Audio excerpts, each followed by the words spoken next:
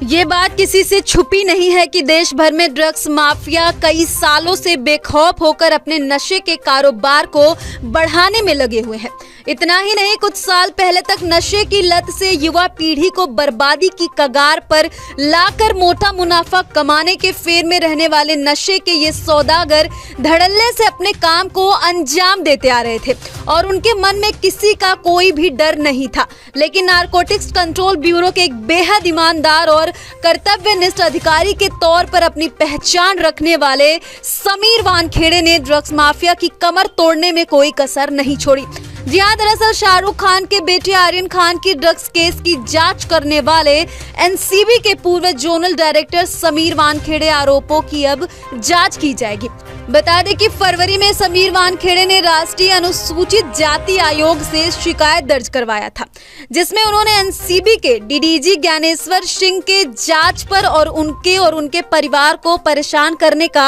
आरोप भी लगाया था। और उन्होंने शिकायत में कहा था कि गवाहों को मिटाने का काम किया जाता है। आपको बता दें कि ड्रग्स कंट्रोल पर लगाम लगाने के लिए किए गए उल्लेखनीय कार्यों और प्रयासों के लिए हाल ही में समीर वानखेड़े को अभियान कौशल का नशा मुक्त समाज आंदोलन के लॉन्च के मौके पर विशेष तौर पर सम्मानित किया गया। समीर वानखेड़े को यह सम्मान केंद्रीय राज्य मंत्री माननीय कौशल कुमार जी के हाथों दिया गया और इस विशेष मौके पर भारतीय जनता पार्टी की ओर से और भी कई गणमान्य हस्तियां इस समारोह में विशेष तौर पर मौजूद रहे। वहीं बड़े ही विनम्र तरीके से इस सम्मान को स्वीकार करने के बाद समीर वानखेड़े ने प्रतिष्ठित मंच से अपनी खुशी जाहिर करते हुए कहा कि मैं आदरणीय कौशल कुमार जी को इस अभियान की शुरुआत करने के लिए शुभकामनाएं देता हूं और मुझे इससे बेहद महत्वपूर्ण अभियान का हिस्सा बनाने के लिए उनका शुक्रिया अदा करता हूं। लेकिन अब सोचने वाली बात है कि इतने पुराने आरोपों की जांच अब जिस तरीके से की जाएगी,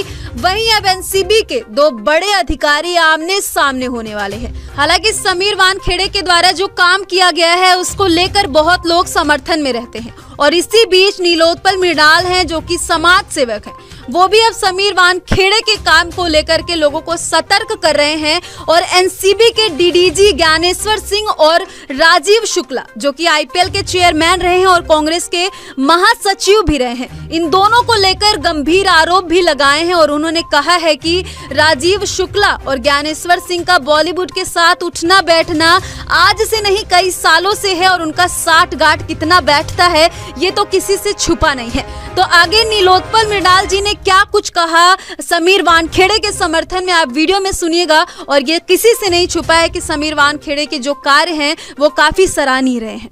नमस्ते, मैं नीलोत्पल मृणाल। आपको मालूम होगा कि कैसे समीर वानखेड़े जी को जितने पेड मीडिया, माफिया से कनेक्टेड मीडिया है, जिनको माफिया का संरक्षण है, बॉलीवुड के पेरोल पे जो काम करते हैं,